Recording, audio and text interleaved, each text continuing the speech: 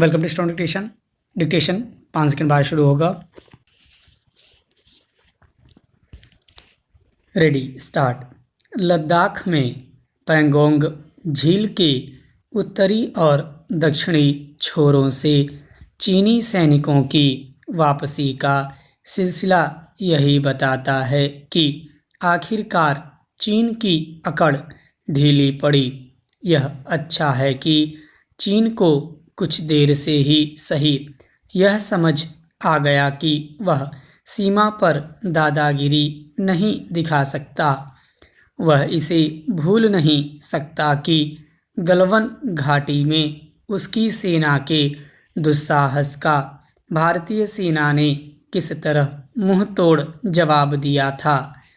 अकड़ दिखा रहे चीन का ढीला पड़ना भारतीय सेना के शौर्य और भारत सरकार की दृढ़ता का परिचायक है। चीनी सेना जिन इलाकों से पीछे हटने को तैयार हुई, उन्हें चीन अभी तक अपने कब्जे वाला क्षेत्र बता रहा था। साफ है कि उसके झूठ का भी पर्दाफाश हुआ, चूंकि अभी इसी पर सहमति बनी है कि पैंगोंग झील के छोरों से दोनों देशों की सेनाएं पुरानी स्थिति में लौटेंगी। इसलिए भारत को सतर्क रहना होगा। यह सतर्कता तब तक जारी रखनी होगी जब तक चीन अन्य क्षेत्रों से अपनी सेनाओं को पिछले साल अप्रैल की स्थिति में नहीं ले जाता। भारत को यह भी सुनिश्चित करना होगा कि उसकी सैन्य टुकड़ियां वहां तक गश्त करने में समर्थ हों जहां तक पहले करती थीं। यह सुनिश्चित किए बगैर भारतीय सेना को उन इलाकों से पीछे नहीं हटना चाहिए जहां पहुंचकर उसने बढ़त कायम की। मौजूदा हालात में चीन पर एक सीमा से अधिक भरोसा नहीं किया जा सकता। उसने खुद अपनी हरकतों से भारत का भरोसा खोया है। यदि वह संबंधों में सुधार के लिए वास्तव में इच्छुक है तो फिर उसे सीमा विवाद सुलझाने में तत्परता और गंभीरता दिखानी होगी। अगर वह सीमा विवाद सुलझाने के लिए आगे नहीं आता तो उसके इरादों को लेकर संदेह कायम रहना स्वाभाविक है। भारत का जोर केवल सीमा विवाद सुलझाने पर ही नहीं बल्कि आत्मनिर्भर अभियान को गति देने पर भी होना चाहिए।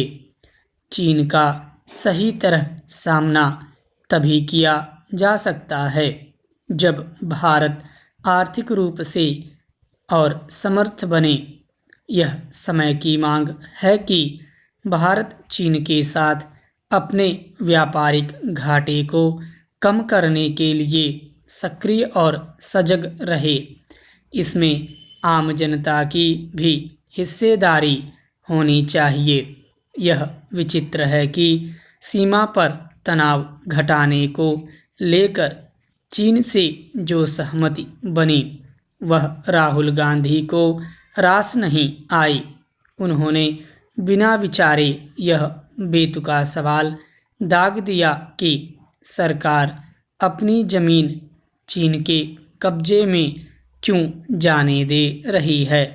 आखिर जब रक्षा मंत्री राजनाथ सिंह यह कह रहे हैं कि हम अपनी 1 इंच जमीन भी किसी को नहीं लेने देंगे, तब फिर उसकी उलट व्याख्या करना राजनीतिक शरारत नहीं तो और क्या है। चेंज। पूर्वी लद्दाख में वास्तविक नियंत्रण रेखा पर पैंगोंग झील इलाके से चीनी सेना का पीछे हटना निश्चित रूप से भारत की बड़ी कूटनीतिक जीत है। लंबे समय से इस बात का इंतजार था कि कब चीनी सेना इस इलाके से हटे और तनाव कम हो। चीन ने अपने सैनिकों को पीछे हटाने की प्रक्रिया शुरू कर दी है। इसमें कोई संदेह नहीं कि पूर्वी लद्दाख में चीनी अतिक्रमण पर भारत ने जिस तरह का कड़ा रुख अख्तियार किया, उसी से चीन झुकने को मजबूर हुआ है। भारत और चीन के बीच यह टकराव पिछले साल मई में तब शुरू हुआ था जब चीनी सेना ने इस क्षेत्र में भारत के कब्जे वाले इलाकों में पैर जमा लिए थे। इसके बाद जून में चीनी सैनिकों ने गलवान घाटी में भारतीय सैनिकों पर हमला कर दिया, जिसमें 20 जवान शहीद हो गए थे। इसके बाद दोनों देशों के बीच तनाव चरम पर पहुंच गया था।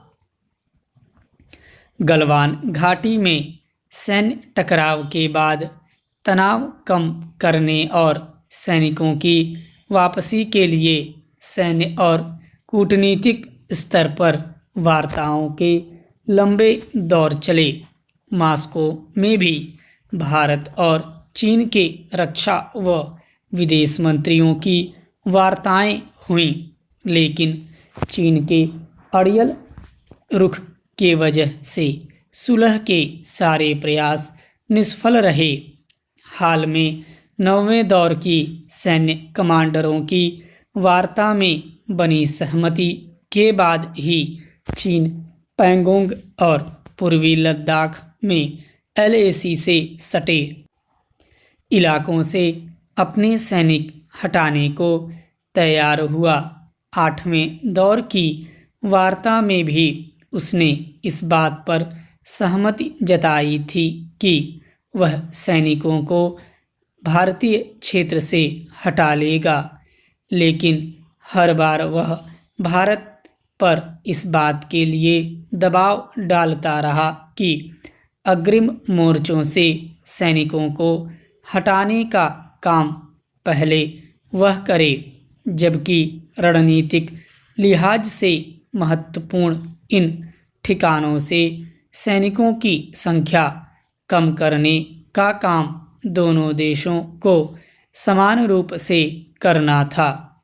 रक्षा मंत्री राजनाथ सिंह ने गुरुवार को राज्यसभा में बयान देकर पैंगोंग झील इलाके से भारत और चीन के सैनिकों के पीछे हटने की पुष्टि की और साफ किया कि चीन अपनी सेना की टुकड़ियों को उत्तरी किनारे में फिंगर 8 के पूरब की दिशा की तरफ रखेगा और भारत अपनी सेना की टुकड़ियों को फिंगर 3 के पास अपने स्थायी ठिकाने धन सिंह थापा पोस्ट पर रखेगा। सैनिकों को हटाने की यही प्रक्रिया दोनों देश झील के दक्षिणी हिस्से में भी करेंगे। सच तो यह है कि अगर चीन की मंशा साफ होती तो गतिरोध इतना लंबा नहीं खिंचता। पड़ोसी देशों के साथ विवादों को लेकर इस वक्त चीन की दुनिया भर में आलोचना हो रही है। हाल में अमेरिका ने उसे चिताया भी है कि पड़ोसी देशों के साथ उसके जो विवाद चल रहे हैं उन पर अमेरिकी प्रशासन की नज़र बनी हुई है। अमेरिका ने ये संकेत भारत और ताइवान के संदर्भ में दिए हैं। इसके अलावा संयुक्त राष्ट्र सुरक्षा परिषद के एजेंडे पर सहयोग को लेकर भारत और चीन के बीच 2 दिन पहले ही बात हुई है। शायद इसीलिए चीन कुछ समय के लिए नरम पड़ा हो। चीन को चाहिए कि लद्दाख के इलाके में वह अप्रैल 2020 से पहले वाली स्थिति बहाल करे। अब देखना यह है कि सैनिकों की वापसी के कदम पर वह कितनी ईमानदारी दिखाता है। अभी भी वह कोई छल कर जाए जैसी कि उसकी प्रवृत्ति है तो कोई आश्चर्य नहीं होना चाहिए। स्टॉप।